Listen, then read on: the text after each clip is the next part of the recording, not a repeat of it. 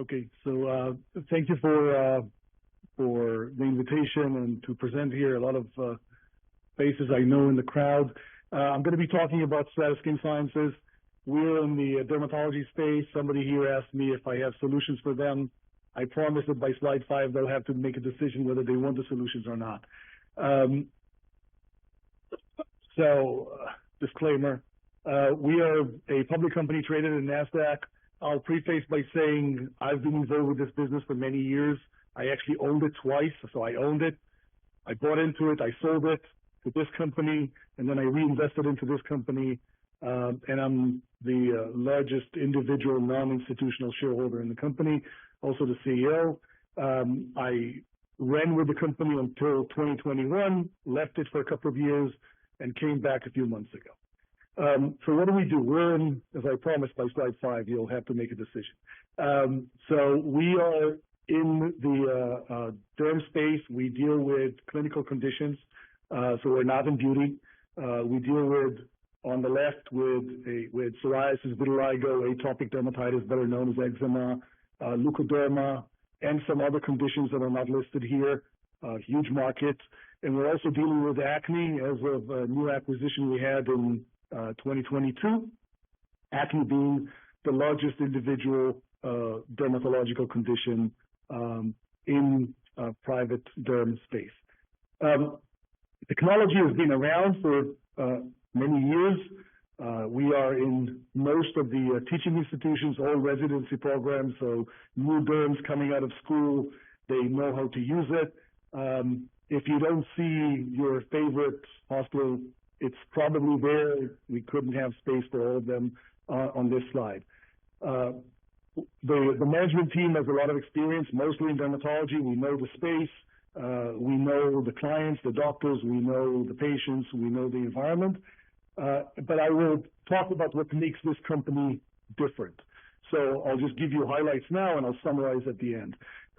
What makes the company different is the go-to-market. So I'll talk about the go-to-market, but in a few words, we do not sell the equipment. We place it with the physicians free of charge. We charge a fee per use, and it's a win-win-win solution where the patients get the best outcome, the doctors make money, and the insurance companies pay much less than they would have paid using other methods of payment. That allows us to be very flexible and move our devices around and be all over the country. And you'll see that we have almost 1,000 devices in practices that we own. So think of this as owning 1,000 coffee shops, and we treat a lot of patients. So think of this as selling a lot of coffee cups. And this business is about growing the number of clinics and growing the number of patients in each clinic being treated. What is the opportunity from an investment perspective? So the company has had several growth phases and has had a few lull phases. And I came back at the end of last year, following a couple of years of the company going up and then flattening out. And we see that there's a huge opportunity for growth, mostly by redirecting our efforts towards the marketing and driving these patients into the clinics, as well as expanding internationally. So what makes our business different? As I said, we don't sell the devices. We place them with the physicians free of charge, but we also give them an envelope of services. So we drive the patients. We have direct-to-consumer advertisement, and I'll talk about that later, where we know who the patients are. We know where they are, geo-targeted. We know how to drive them to the right office. But at the same time, we support the office. So we support their clinical side by training them and making sure they're up to speed. We support the reimbursement side by making sure they get paid by the insurance company. We actually guarantee the payment from the insurance company, as well as supporting the patients with copay, like a pharma company. We're all over the map. So after this, if you give me a zip code, I'll tell you where we are, but we're all over the map. For people that came from Hawaii, we are in Hawaii. It just was too big. So it's outside the zone, but we do have devices in Hawaii. And we're in everywhere where there's population in the U.S. We cover that with our own salespeople. We have a sales team of 24 territories. We have our own technical support people that cover that. But we have a team in-house that includes both an inbound call center that handles the patients and a reimbursement support center that supports the offices with the payers, with the insurance companies. We do a lot of marketing. I'm not going to spend too much time about this now, but there's a lot of branding that goes inside the offices, that goes from the offices out, so e-blasting and following through with patients.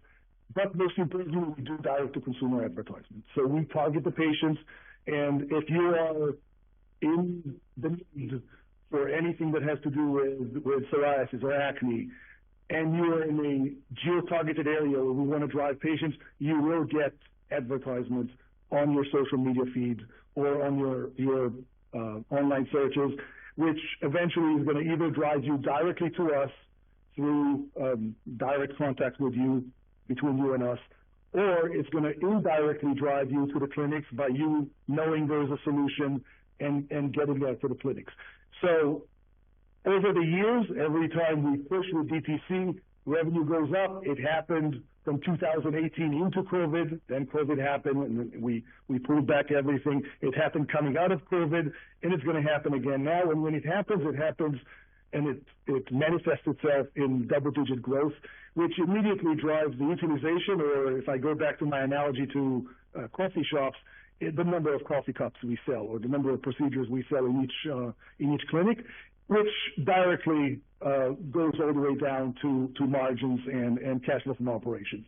Same applies for outside of the U.S. However, outside of the U.S., we do not have our own operations. We work with distributors. Our four biggest markets are China, Japan, South Korea, and the Middle East. We have hundreds of devices in each one of these markets. And in these markets, we have two modes of working. One mode is we sell capital equipment, and we see the growth there. And the other mode is we started partnership with them, so placing the devices, working with the doctors. And this is mostly in the Asian markets, so China, Japan, South Korea, where we've been established for over 15 years. We're known as the brand. A lot of clinical support, a lot of clinical evidence showing that we are the solution for them. So I'm going to dive a little bit into the two pillars of business, these two technologies, not too much, but what you can see here is we've been around for many years. There's a lot of clinical studies published. So the doctors know we are the solution, and we are the solution for all of these conditions. And there's a lot of patients. So the question is always, how can we drive the volume of patients into the clinics? There are, and this is only domestic, this is only U.S. number of patients. There's a lot of patients to be driven, and when these patients come in, again, I'm not going to go too deeply into the clinical side, but they come in with whatever you see on the left, these kind of conditions, and they walk out without them. So they go into full remission. The good news, bad news is all of these diseases are autoimmune diseases, which means they go away and they will come back. So they will come back 6 months later, 9 months later, a year later, depends on the patient situation. And that means that if and the first slide was psoriasis, that means that if you have vitiligo and you look like that girl on the left, and we can bring you out of vitiligo, we can repigment you, and we can stop the condition, we make a life-changing event for you as a patient. But we also follow the guidelines. So these are the guidelines on the right for the American Academy of Dermatology, for the American Medical Association. We are the first line of defense for patients that have less than 10% BSA, body surface area affected. So people usually ask me, what does that mean? And I say, this is 1%. So if you have 1% or 2% or 3%, we are the best solution for you.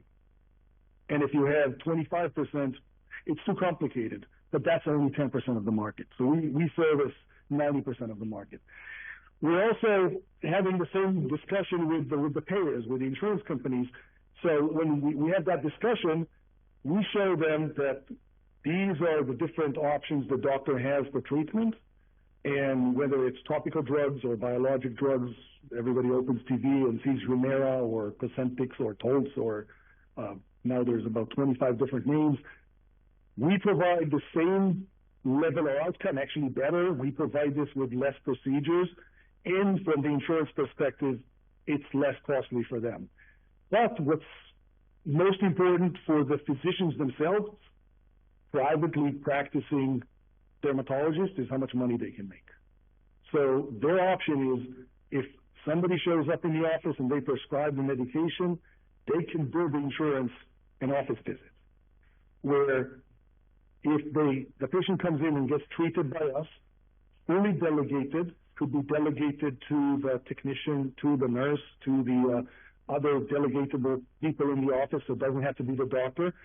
For a 10-minute procedure, 250 square centimeters, so basically 1%, 1 palm of the hand, 10 minutes, $150, $160, $170 per procedure. Or if they do this 20 times a week, so 20 procedures a week, 20 times 10 minutes of a technician, they add $180,000 to their top line. So what is our part in this? Well, generalized, we take about 40% of that. So we place it there, they do the procedure, we help them handle the patients, we help them get the patients, we help them handle the patients from a reimbursement perspective, and we take about 40% of that. The bigger ones, they will do 30 procedures. A much bigger one would do 40, 50 procedures. So I'm not putting the pie in the sky. This is kind of the average account. On the acne side, same thing. Best clinical outcome, competing with all the drugs, with all the side effects, but most importantly, the number one dermatological condition being manifested in the offices. That is a new acquisition. We acquired this in 2022, applying the same go-to-market. We place it with the physician free of charge. We charge a fee per use, again, about 40%, and the outcome for the patient would be the same. They're going to get into acne remission. They're going to get great outcomes. I'm not going to dive into the clinical mechanism of action, but the benefits there are obvious. Less time, less expensive. It's not cash pay. Most of the acne treatments today in the market are cash pay. It's not cash pay. It's covered by insurance, and you get amazing clinical outcomes. And using the same thought process, the doctor makes money without having to negotiate with the patient on a cash pay procedure. So to summarize this from an economic perspective, this is somewhat of a condensed P&L for the company. So if we go from the top, and for me, the most important line is the recurring revenue, even though the company does over $30 million in sales, the most important line is the recurring revenue. Why? Because when we had in 2018 746 clinics, and in 2019 we had 820 clinics, our average revenue per device per quarter was $7,500 or $30,000 per year. The company ended 2023, and that's why I came back. The company ended 2023 at $5,000 per quarter, or give or take $20,000 per device. The difference, $10,000 per device, 900 devices, $9 million of upside immediately available just by reapplying the same approach. There's two other things you want to see in this slide, and that is the company has overspent in the cost of revenue. So if you compare 2018-19 to 2023, and the company has overspent in sales and marketing. And we have already disclosed both these metrics are going to be realigned into what they used to be just before COVID 2019, just after COVID 2021. And the company is going to go, and these are the two bottom lines, the company is going to go back into positive EBITDA and positive cash flow from operations. So in a summary, unique go-to-market, unique business model, win-win-win solution for patients, for the doctors, for the insurance, very scalable into the existing market. We are the only game in town in terms of these reimbursement codes. We control where we place our devices because these are our devices. So we decide where to move them. They sit on our balance sheet. And the growth is going to come from both organic growth into these clinics, more procedures, as well as from M&A, adding more procedures to the same sales team in the same clinics, and growing upon that. Thank you.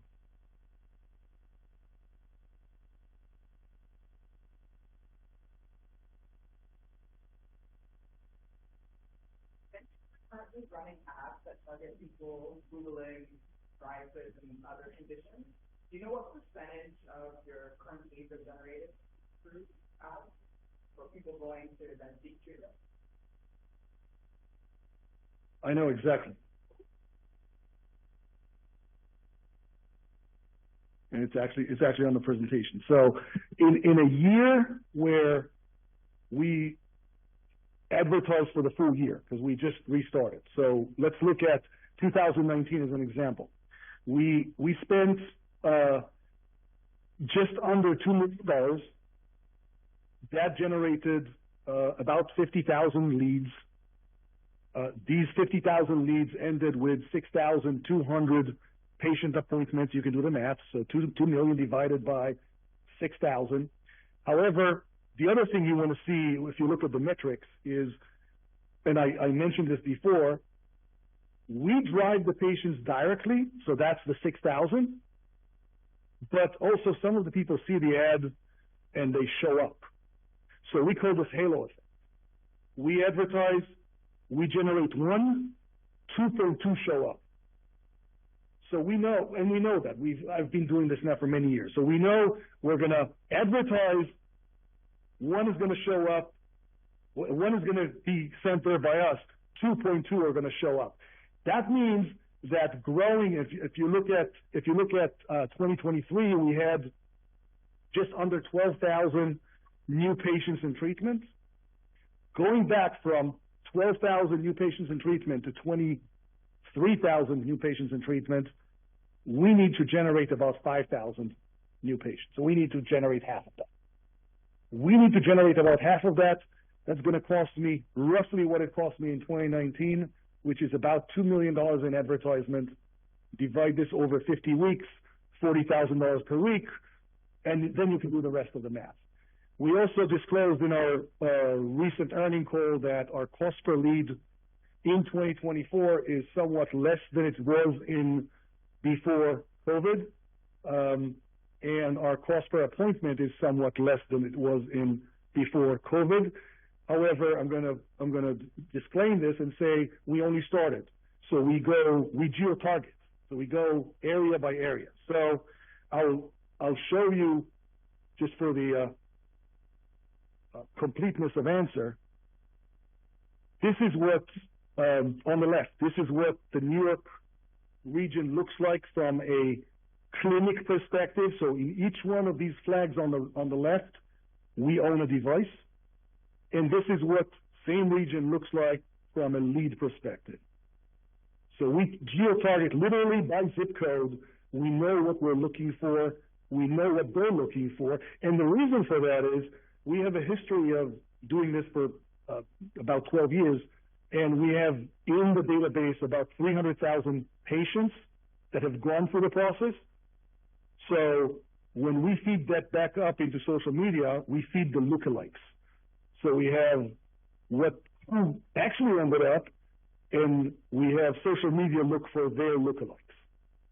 I hope that answered the question. Yep. Yes. Which one of your most drivers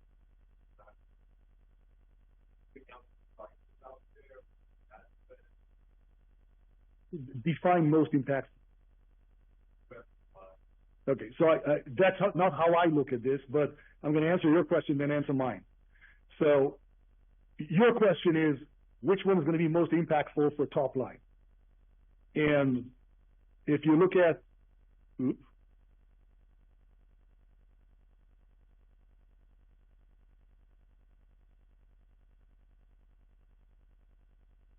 man.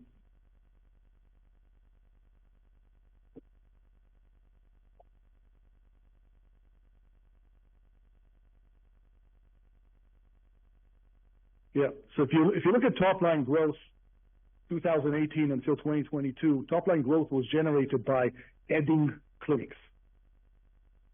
You can see this. It went from 746 to over 900. That's how top line grew. But by doing that, you're actually putting more load on your balance sheet. So you're putting more devices on the balance sheet, which have to be depreciated, and you can see that happening through the cost of revenue line. So it went from 11, 12 million to 15 million. However, if you reutilize the same devices and you move them from underperforming to better performing, then you don't need to use your balance sheet, and then you get better results because the revenue will go up, the margins are going to improve, and cash flow is going to improve. So if I had endless resources, I would do both. And there was time in the past when I was running this as part of a bigger company, and we had endless resources, and we were doing both. When I first saw this business, we had 268 devices in the market, and we went from 268 to 650 in 2 years. The second source of growth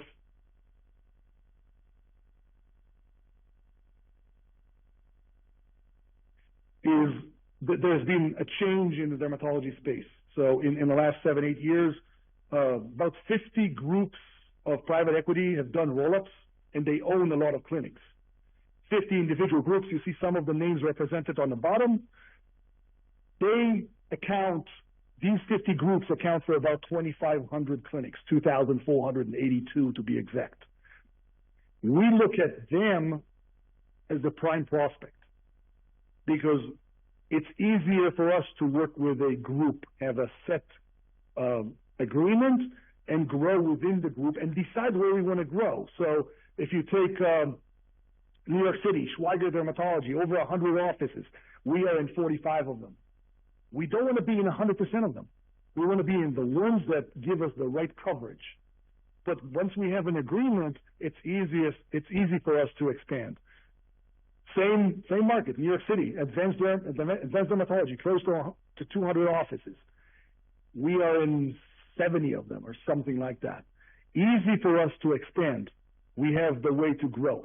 So to your question, but my answer is, at least in 2024, investors are looking at EBITDA and cash flow versus top line growth. So it's easy. If I had endless resources, very easy for me to grow. I'm going to just throw 100 more devices next year and 100 more devices the year after. There's enough market. I am 900 and some out of 3,000. Enough market for me to grow. But if I want to grow with the right margin and deliver cash flow, I'm doing it my way. The other kind of different source of growth is what we call comebacks. Again, same slide, but what we call comebacks. People that in the past were doing amazingly well with us and twisted our arm and bought the device. We look at them as a comeback opportunity because 5 years later, they're sitting on a technology that's 5 years old. They need to pay for maintenance. They need to pay for support. Their business might have tapered off.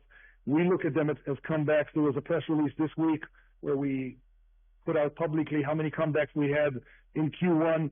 That's a prime target because there's about 250 of these in the market. They have their own existing ongoing business, and every quarter, every month that goes by, we're the only source they can get the new device from, and we're the only ones that can provide them a full envelope of services. The only ones.